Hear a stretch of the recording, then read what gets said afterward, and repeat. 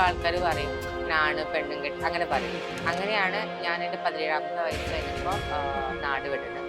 ഒരു ഇരുട്ട റൂമിൽ ഇരുന്നുള്ള അങ്ങനത്തെ ഒരു ആചാരമായിരുന്നു. പക്ഷെ അവിടെ പറയായിരുന്നു പിന്നെ സർജറി കഴിഞ്ഞ ആൾക്കാർക്ക് വിളക്കെടുക്കാൻ പാടില്ല എന്ന് പറഞ്ഞായിരുന്നു. നാട് വിട്ട് പോണ സമയത്തൊക്കെ ബാംഗ്ലൂരൊക്കെ വെച്ചിട്ടുണ്ടായിരുന്നു. അപ്പോൾ എനിക്ക് പണ്ട് മുതൽ ഇഷ്ടമാണ് മേക്കപ്പ്, മോഡലിങ്, ആക്ടിങ് ഒക്കെ ഇഷ്ടമാണ്. കോയമ്പത്തൂർ വേള ഹോസ്പിറ്റലിൽ വെച്ചിട്ടായിരുന്നു എൻ്റെ ഫസ്റ്റ് സർജറി നടക്കുന്നത്.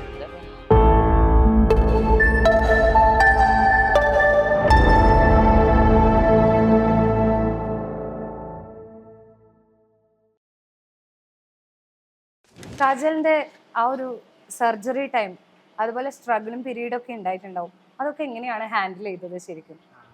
ഫസ്റ്റ് ഓഫ് ഓൾ ഒത്തിരി പേടിയായിരുന്നു എനിക്ക് സർജറി ചെയ്യാനാണ്. പക്ഷെ ഒരു ആഗ്രഹമായിരുന്നു. എന്ന് വെച്ച് കഴിഞ്ഞാൽ എപ്പോഴും ആൾക്കാർ പറയും ആണ് പെണ്ണും കെട്ടി അങ്ങനെ പറയും. അപ്പോൾ ഒന്നില്ലെങ്കിൽ ആണായിട്ട് നിൽക്കുക അല്ലെങ്കിൽ പെണ്ണായിട്ട് നിൽക്കുക എന്നായിരുന്നു എൻ്റെ അടുത്ത്. പക്ഷെ എനിക്ക് സ്വാഭാവികമായിട്ട് ഒരു പെൺകുട്ടി ആവാനായിരുന്നു താല്പര്യം. അങ്ങനെയാണ് ഞാൻ എൻ്റെ 17ാമത്തെ വയസ്സ് കഴിഞ്ഞപ്പോൾ നാട് വിടുന്നത്. അങ്ങനെ ഫസ്റ്റ് ഫോർ ബാംഗ്ലൂരിലോട്ടാണ്.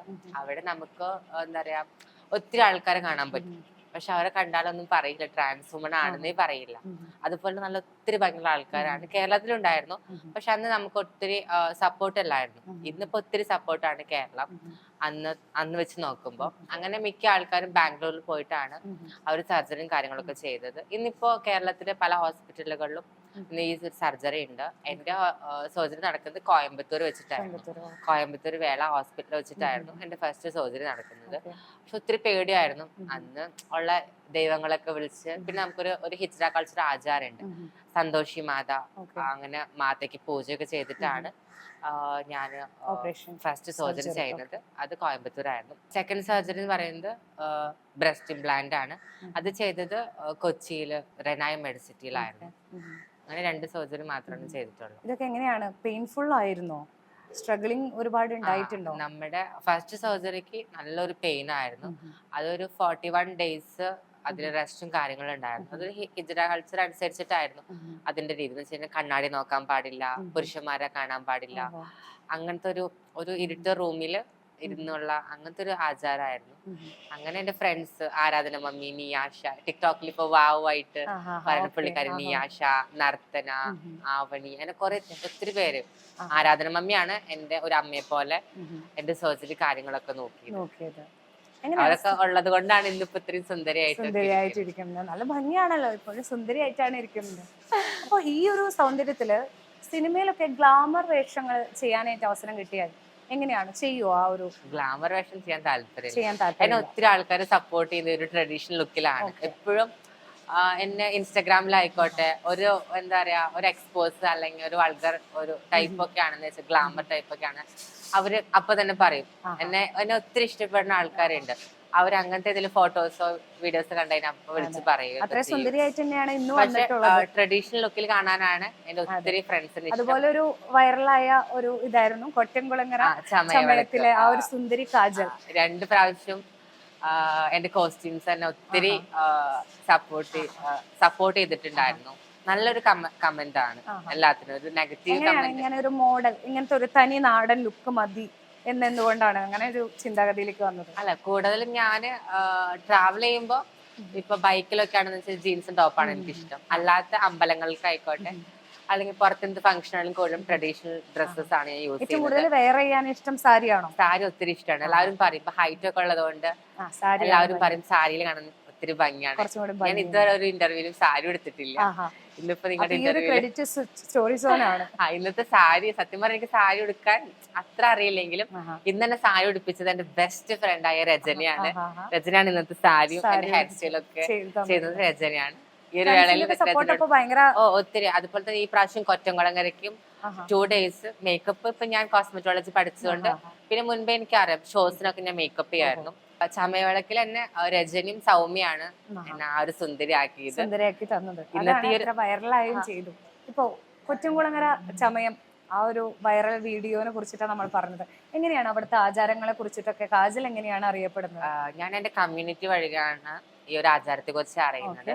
അങ്ങനെ അവര് മുൻപ് പോയ വീഡിയോസും ഫോട്ടോസും ഒക്കെ കാണിച്ചിട്ടുണ്ടായിരുന്നു. അത് ഞാൻ സർജറി ഒന്നും കഴിഞ്ഞിട്ടില്ല.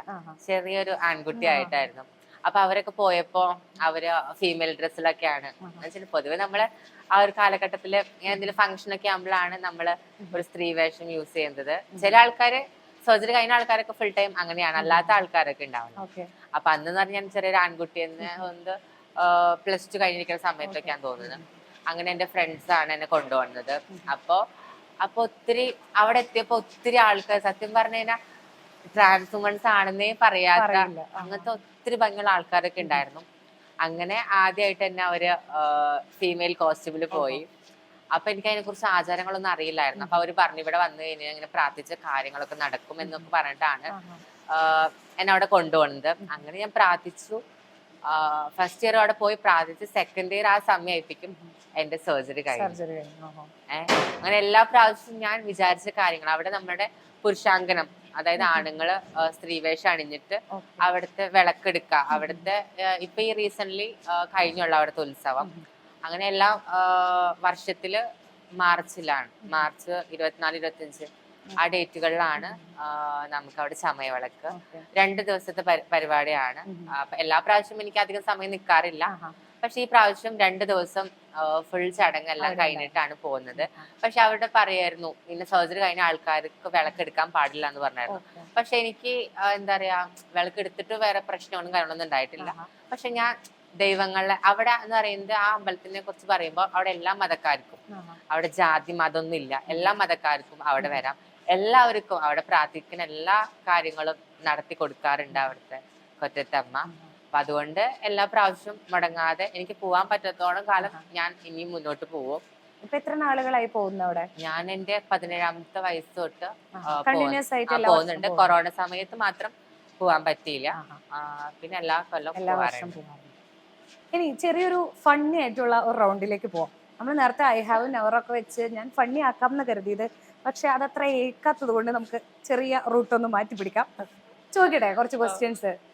ഇത് വളരെ ചിന്തിച്ച് പറയേണ്ട ഉത്തരങ്ങളാണ് കാജലിൽ നിന്ന് പ്രതീക്ഷിക്കുന്നത്. അപ്പൊ ആദ്യത്തെ ക്വസ്റ്റ്യൻ, ആരും ഇഷ്ടപ്പെടാത്ത പ്രായം? ആരും ഇഷ്ടപ്പെടാത്ത പ്രായം 10 ആണോ 15 ആണോ എന്നാണ് ഇപ്പൊ ചിന്തിക്കുന്നത്. കോപ്രായം അടുത്ത് എത്തിയിട്ടുണ്ട്, എന്നാ കോപ്രായം അല്ല. കോപ്രായം ചിലപ്പോ ചില ഇത് ഇഷ്ടപ്പെടൂലോ, ചില കോപ്രായങ്ങൾ ഇഷ്ടപ്പെടില്ലേ, ഇത് ഇഷ്ടപ്പെടില്ല. ഇഷ്ടപ്പെടാത്ത പ്രായമാണ്. ഇഷ്ടപ്പെടാത്ത പ്രായം അഭിപ്രായം. അപ്പോ 1 മാർക്ക് നേടിയിരിക്കുകയാണ്. Okay, next question.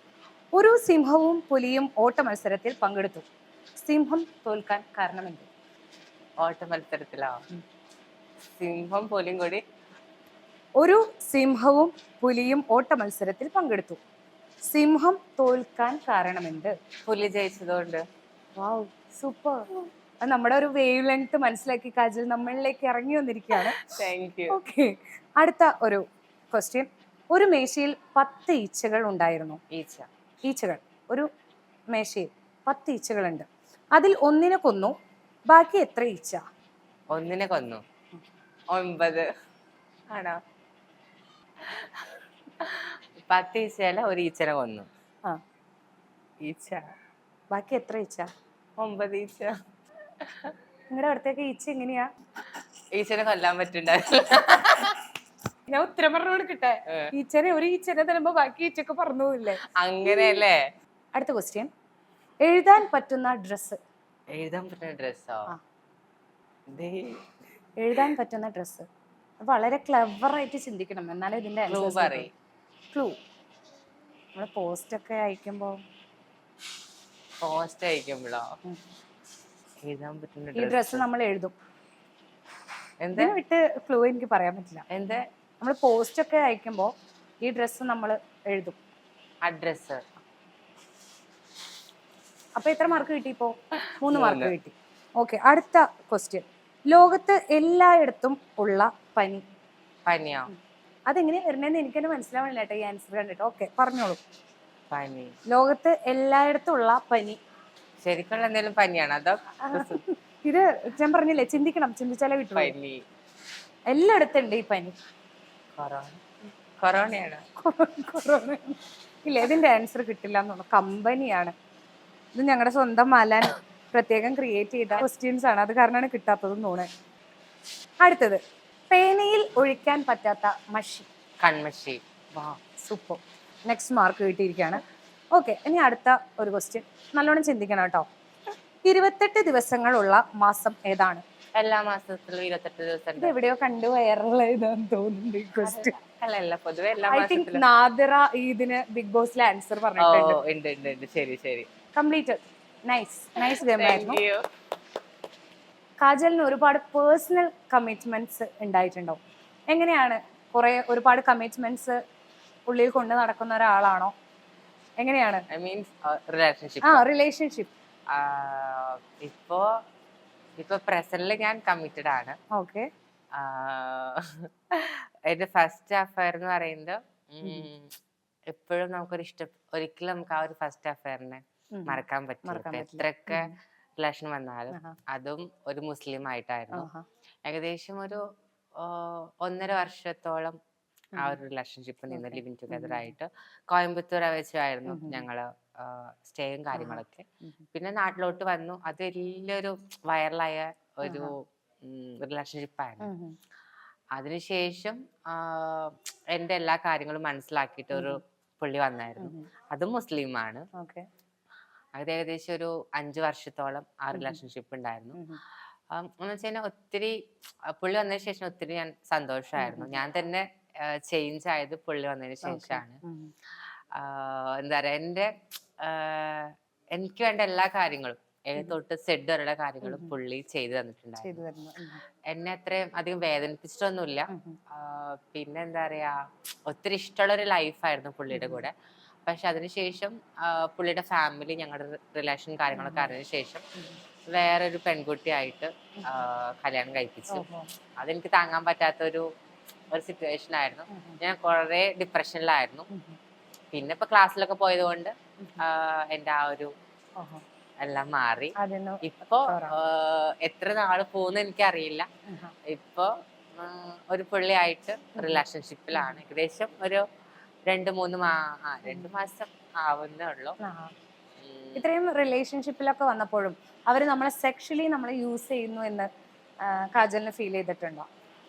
എനിക്ക് ഇതുവരെ അങ്ങനത്തെ ഇതൊന്നും ഉണ്ടായിട്ടില്ല. എന്ന് വെച്ചാൽ ഒരാള് നമ്മളെ സ്നേഹിക്കുമ്പോ നമ്മൾ ആത്മാർത്ഥ സ്നേഹവും പിന്നെ കുറെ ഗിഫ്റ്റുകളും പിന്നെ നമ്മുടെ സന്തോഷത്തിനനുസരിച്ച് നിൽക്കുമ്പോഴൊക്കെ നമുക്ക് കുഴപ്പമില്ല. ഇതുവരെ എനിക്കുണ്ടായ റിലേഷൻഷിപ്പില് എനിക്ക് ഇങ്ങനത്തെ സംഭവം ഉണ്ടായി. അല്ലാതെ കുറെ ഇൻസ്റ്റാഗ്രാമിൽ കൂടെ അല്ലെങ്കിൽ മെസ്സഞ്ചറിൽ കൂടെ കുറെ റിലേഷൻഷിപ്പ് വരുന്നുണ്ട്.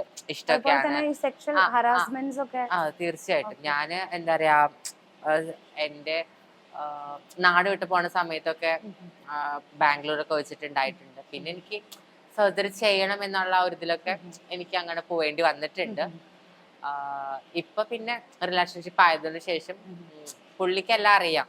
ഞാൻ ഇങ്ങനെ വന്നൊരു വഴി പുള്ളിക്ക് അറിയാം. അതുകൊണ്ട് പുള്ളിയാണ് ഇപ്പൊ എന്റെ തൊട്ട് സെഡ് വരെ കാര്യങ്ങളൊക്കെ നോക്കുന്നത്. അത് എത്രത്തോളം കാലം പോകുന്ന എനിക്ക് അറിഞ്ഞൂടാ. പക്ഷെ മുസ്ലിംസ് കാര്യങ്ങളൊന്നല്ല. ഞാൻ അങ്ങനെ ഒരു ജാതി, ഒരു മതം, ഒരു ദൈവം ആ ഒരു ഇതിലാണ് പോകുന്നത്. അത് ഇന്ന ജാതിക്കാരനൊന്നുമില്ല.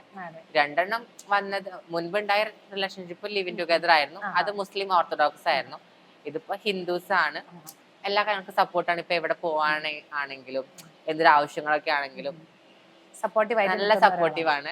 ഇതിങ്ങനെ എത്രത്തോളം കാലം പോകുന്ന എനിക്കറിയില്ല. പക്ഷെ എല്ലാ കാര്യത്തിനും കൂടെ നിൽക്കാറുണ്ട്. ഏത് പാതിരാത്രിക്ക് വിളിച്ചാൽ പോലും സപ്പോർട്ടീവ് ആയിട്ടാണ് നിൽക്കുന്നത്. നമുക്കിപ്പോഴും അറിയാം, നമ്മുടെ കേരളത്തില് ഇപ്പോഴും ഒരു ട്രാൻസ്ജെൻഡർ അല്ലെങ്കിൽ ട്രാൻസ് വുമൺ ഈ ഒരു കമ്മ്യൂണിറ്റീനെ തന്നെ പലപ്പോഴും എതിർത്ത് കൂടുതലും നമ്മളിപ്പോ കേട്ടിരിക്കാനായിട്ട് നല്ലൊരു രസം തോന്നുകയാണെങ്കിലും പക്ഷെ ഈ ഒരു കമ്മ്യൂണിറ്റീനെ കൂടുതലും എതിർപ്പിലാണ് നമ്മൾ കണ്ടിട്ടുള്ളത്. കൂടുതലും അവരെ എന്താ പറയാ തള്ളിക്കളയുക എന്നുള്ളതാണ്. അത് കൂടുതലും ഈ ഒരു സെക്സ് വർക്കുകളും കാര്യങ്ങളും ഇന്നും നിലനിർത്തുന്നത് കൊണ്ടാണോ? എങ്ങനെയാണ് ആ ഒരു ഒപ്പീനിയനോട്? പൊതുവെ പറയുന്നത് പൊതുവെ ട്രാൻസ് കമ്മ്യൂണിറ്റി എന്ന് പറയുമ്പോൾ ഒരു സെക്സ് വർക്കേഴ്സ് ആണ്. പക്ഷെ ഒരിക്കലും ഞാൻ അതിനെ കുറ്റം പറയില്ല. എന്ന് വെച്ച് കഴിഞ്ഞാൽ ഇപ്പൊ ട്രാൻസ് വുമൺ ആയതിന്റെ പേരില് പണ്ടൊക്കെ ഇപ്പൊ ചേഞ്ചസ് ആയിട്ടുണ്ട്. പണ്ടെന്ന് പറയുമ്പോ നമുക്ക് ജോലിയില്ല. നമുക്കൊരു പെൺകുട്ടി ഒരു ട്രാൻസ് വുമൺ ആവുമ്പോ നമുക്ക് അതിന്റെ ആ ഒരു ചെലവ് ഒത്തിരിയാണ്. നമുക്ക് ഹോർമോൺസ് എടുക്കണം. അതുപോലെ തന്നെ നമുക്കൊരു വീട് കിട്ടാൻ വേണ്ടി വളരെ പ്രയാസമാണ്. എന്ന് വെച്ചാൽ ഒരു വീട്, ഒരു ട്രാൻസ് വുമൺസിന് ആൾക്കാർ വീട് കൊടുക്കില്ല. അപ്പൊ വീട്, പിന്നെ നമ്മുടെ മെഡിസിൻസ്, നമുക്ക് സർജറിക്ക് ഒത്തിരി ഫണ്ട് വരുന്നുണ്ട്. അപ്പൊ ഇപ്പൊ നമുക്ക് ഗവൺമെന്റിൽ നിന്ന് നമുക്ക് ആ പൈസ കിട്ടും. ആ സമയത്ത് നമുക്ക് പൈസയും കാര്യങ്ങളൊന്നും കിട്ടൂല. പിന്നെ നമുക്ക് ഫുഡ് അങ്ങനെ എല്ലാ കാര്യങ്ങൾക്കും നല്ല ചെലവാണ്. നമുക്കൊരു ജോലിക്ക് പോവാണെങ്കിൽ കൂടി ചിലപ്പോ ഒരു 6000-7000 ഒക്കെ ആവും. ചിലപ്പോ നമ്മൾ താമസിക്കണ ഒരു വീടിന് ചിലപ്പോ 5000 സംതിങ് ആവും. അപ്പൊ നമുക്ക് ആവത്തില്ല. വേറെ നല്ല പഠിച്ച ആൾക്കാരൊക്കെ ഉണ്ട് നമ്മുടെ ഫീൽഡിൽ. ഇപ്പൊ ഡോക്ടേഴ്സ് ഉണ്ട്, അങ്ങനെ മേക്കപ്പ് ആർട്ടിസ്റ്റുകൾ ഉണ്ട്, അതുപോലെ തന്നെ ടീച്ചേഴ്സ്, അഡ്വക്കേറ്റ്സ്, പോലീസ്, അങ്ങനെ ഒത്തിരി ആൾക്കാരുണ്ട്. പക്ഷെ ഇന്നിപ്പോ മാറിട്ടോ പണ്ടത്തെ കാലത്ത്. അപ്പൊ പണ്ടിപ്പോ എല്ലാവർക്കും നിവർത്തികേട് കൊണ്ടാണ് അവർ പോകുന്നത്. പിന്നെ നമുക്ക് വിദ്യാഭ്യാസം കാര്യങ്ങളില്ലാത്ത ആൾക്കാരുണ്ട്. അപ്പൊ അവരൊക്കെ എല്ലാവരും, ഞാനടക്കം അങ്ങനെ വന്നൊരു വ്യക്തിയാണ്.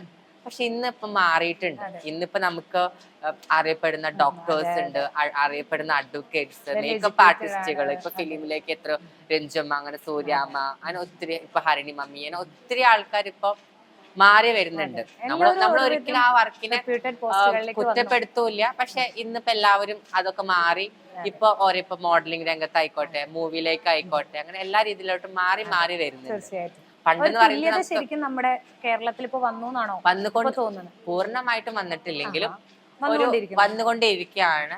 ഇനി വരുന്ന തലമുറകൾക്ക് അതൊരു പ്രചോദനമാവട്ടെ എന്ന് ഞാൻ പറഞ്ഞു. നമ്മളൊക്കെ ഒത്തിരി സ്ട്രഗിൾ ചെയ്തിട്ടാണ്. നമുക്ക് അന്നത്തെ കാലഘട്ടത്തിൽ നമുക്ക് ഇവിടെ കേരളത്തിലാണ് നിൽക്കാൻ പറ്റില്ല. നമ്മൾ എവിടെ പോലും കല്ലെറിയലും, പോലീസ്, എസ്പെഷ്യലി പോലീസുകാർക്ക് എന്തെങ്കിലുമൊക്കെ കിട്ടാൻ വേണ്ടി കാത്തിരിക്കുകയാണ്.